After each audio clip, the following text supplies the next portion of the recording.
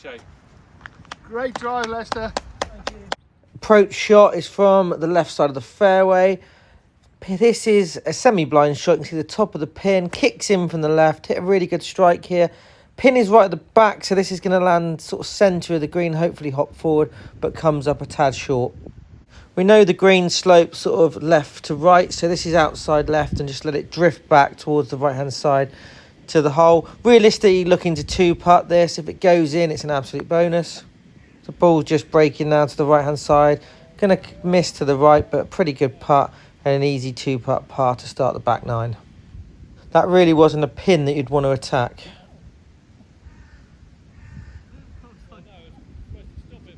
The 11th hole at CHURSTON is 349-yard par 4, which shapes down from the right-hand side. Slight dog leg to the left with a tree guarding the tee shot. Just hit 4-iron. The wind is off the sea. It's an easterly breeze, making this back nine downwind, but slightly across. I hit a really good strike there into the middle of the fairway.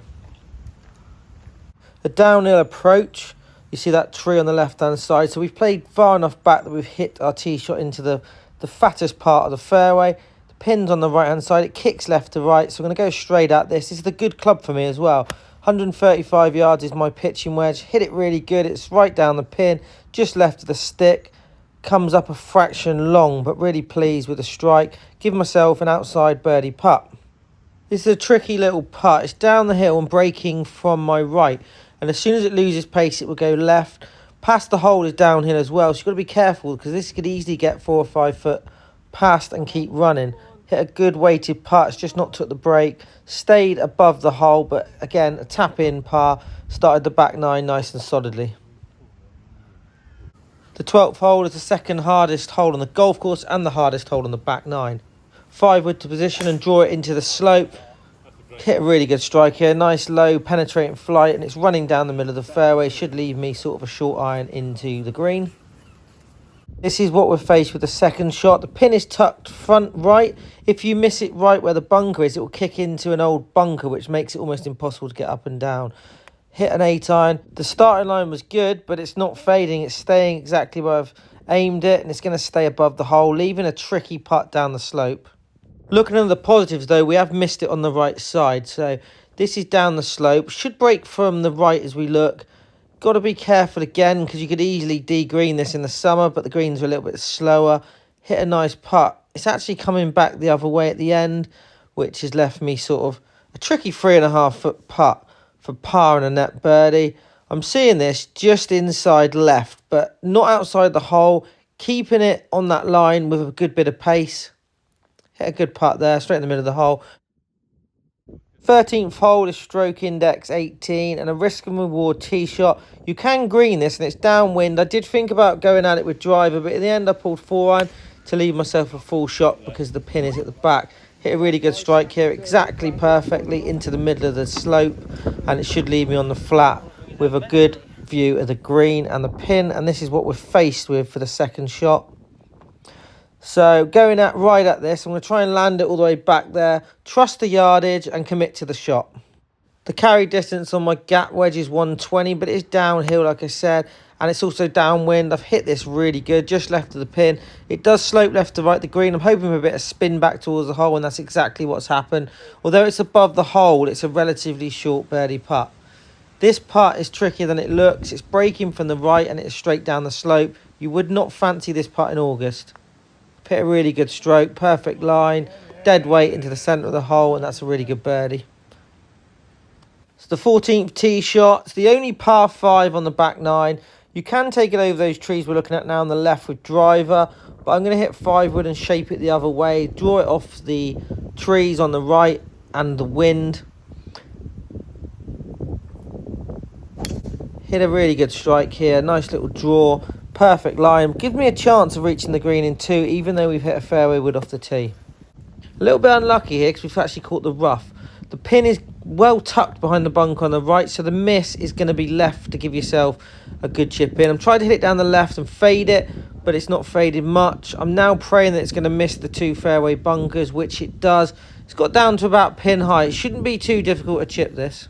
So I was hoping for a good lie, and I actually got a reasonable break here, and it is a decent lie. So just again got to commit to the shot, Make sure we get it onto the green. If we go past the pin, you've got to be careful because it could run through the green. But really good contact here. Landed it where I wanted to. Little bit of check. Now telling it to slow down. It's drifted off to the left, but it's going to give me a reasonably straightforward birdie putt. The 14th green is regarded as one of the flattest on the golf course. This is just sort of right centre, slightly uphill, so we do need to make sure we hit it with a nice bit of pace. Really pleased with that stroke, never looked anywhere else, and that's back-to-back birdies and we're 2 under par. There is a back tee on the 15th, but we're on the front tee here. It's a shot hole, just trying to stay short of the bunkers. I'm hitting 4 iron because it's downwind. This is the worst swing I've had on the back 9. I've pushed it way right, it's into the trees.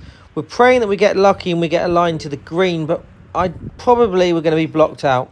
The lie's decent, but what is really good is we're far enough back that we should be able to get enough loft over these trees. With it being downwind as well, there is a bunker that you can just see the edge of it, so we're going to have to try and carry that.